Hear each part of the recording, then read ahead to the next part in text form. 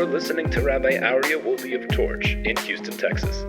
This is the Everyday Judaism Podcast.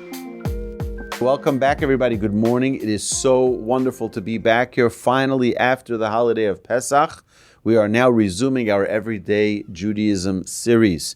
We are in Siman Memhei 45, Siman 45, and we will begin discussing the laws of Zimun, the Zimun blessing. What is Zimun? Zimun is an invitation, inviting. Lahazmin, hazmana is an invitation. You're inviting people to recite the blessing, the grace after meals.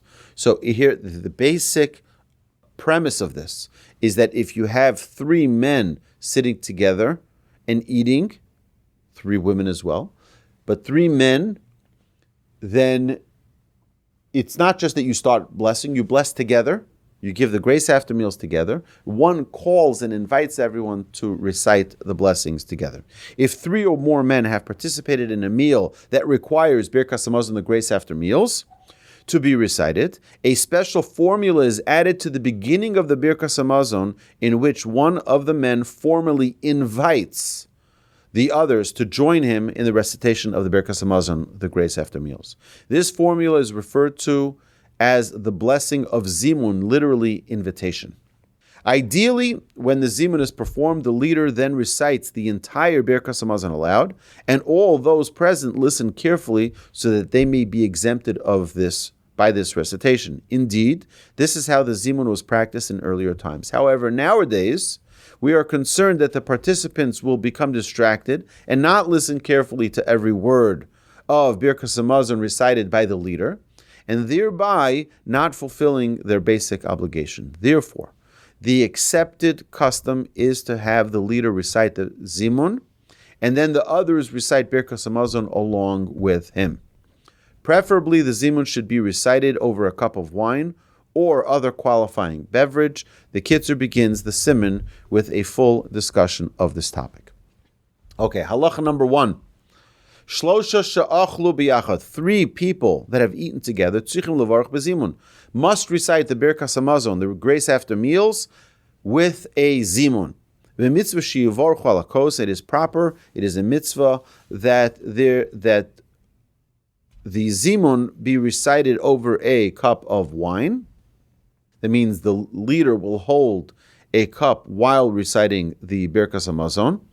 Tzrichen lahader sheyeh kos yayin. One should endeavor that that cup be filled with wine. V'im efshar beyayin yeh shechor omed o yayin sorof. If it is impossible for them to have wine for whatever reason, it should be recited over beer, mead, or whiskey. Kishuhu chamar medina. If it is a chamar medina, which is a luxury beverage of the time.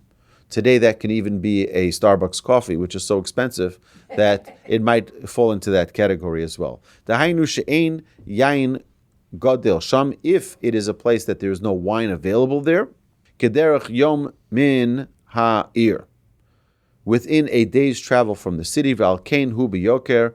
Therefore, wine is expensive in that place. So in a place that's rural, where it's impossible to get wine, you can use other beverages. Regilim lishtas mashkim elu, and it is common for you to drink these other drinks like beer, mead, or whiskey, bimkom yain, instead of wine.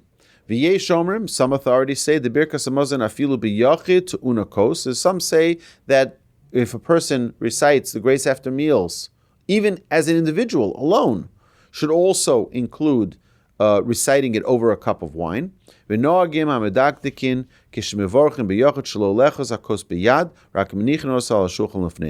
is a practice of those who are scrupulous in their mitzvah observance when reciting the Birkas Hamazon alone to recite it over a cup, but not to hold the cup throughout the blessing. Rather, they leave it on the table in front of them while they recite the blessings. Halacha number 2. Mozgen esakos tchila.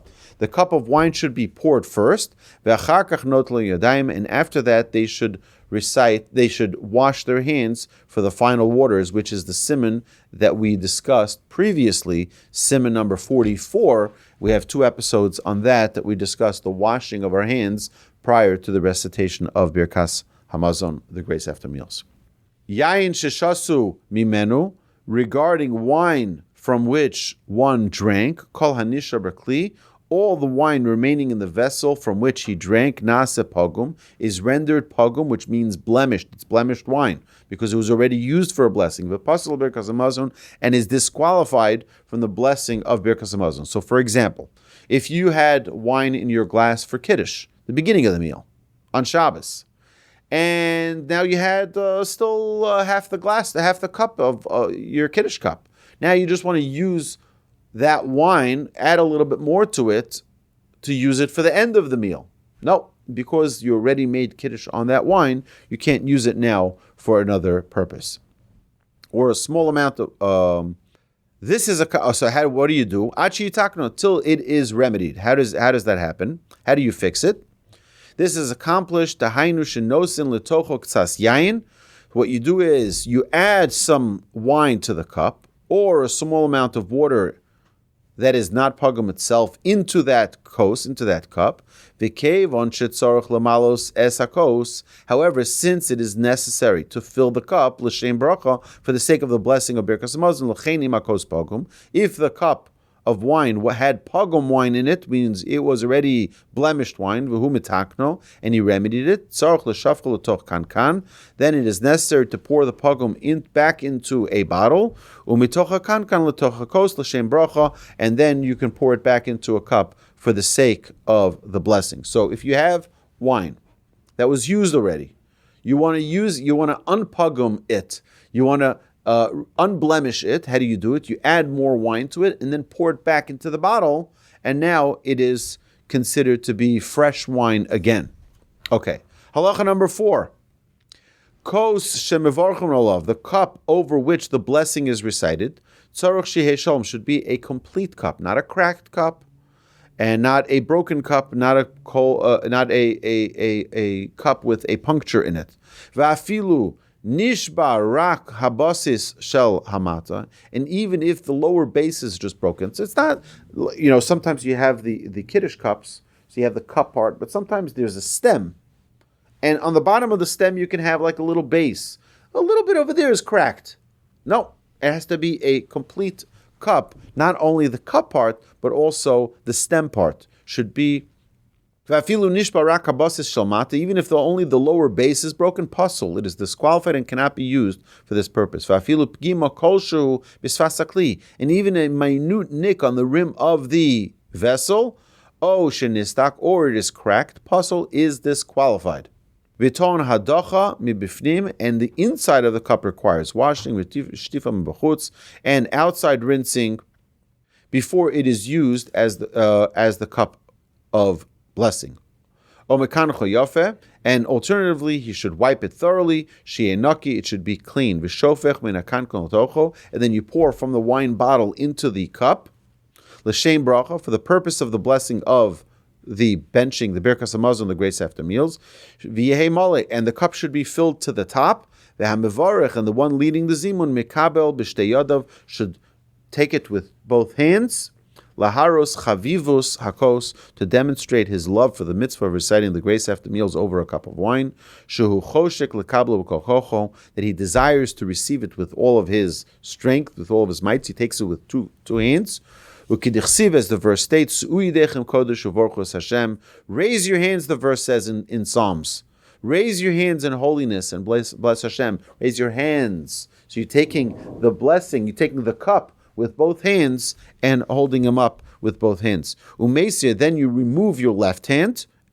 Meisir achakach yodo asmolis ve'ocho zorak b'yaminu levado, and then you hold it just in your right hand. Blis yu asmolis, and without the assistance of your left hand.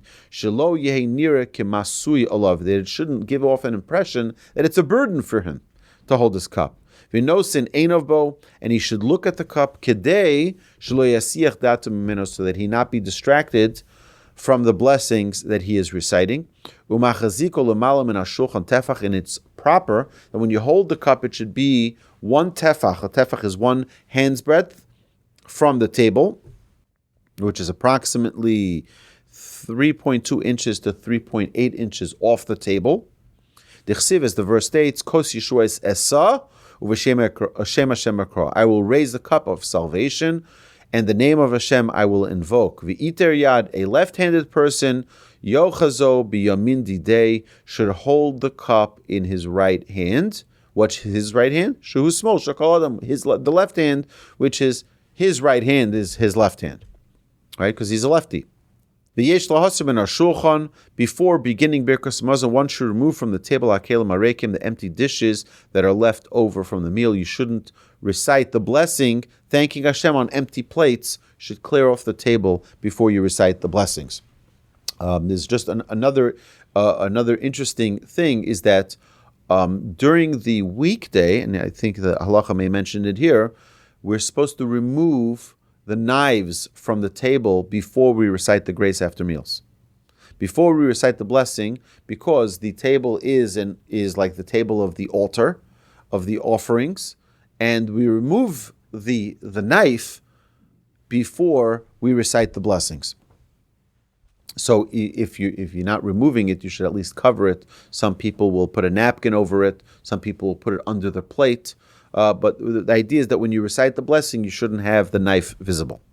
Halacha number 5. Im bnei hamesiba shavim b'ma'ala. If all those participating in the meal are of equal stature, so who is the one to recite the Zimun, which is the invitation, inviting everyone, and the leader of the prayer, of the grace after meals. V'yesh b'neim Kohen, if there is a Kohen among them, we have a Kohen in our presence here, mitzvah lechabdo beBirkas Hamazon, it is a mitzvah to honor him with the leading of the recitation of the Birkas Hamazon, shnemer v'kidashto, as the verse states, and you shall sanctify him, referring to the Kohen. However, if among those people is someone who is greater in prominence, in holiness, in Torah knowledge, yivarechu, then it is proper for that person, even if the Kohen is present, to recite the grace after meals and to be the leader for that. If there is a mourner there, it is proper to accord that honor to the mourner. But only if those present are of equal stature. It is proper to give the honor to someone who is generous, and someone who despises wrongful profit, and one who acts with kindness with his money. As the verse states, one with a good eye will be blessed. Al tikri yivorach eli yivorach. Not that he will be blessed, but he shall bless. Our sages teach us, and therefore that is the person that should be chosen for the grace after meals, to be the one to lead the people.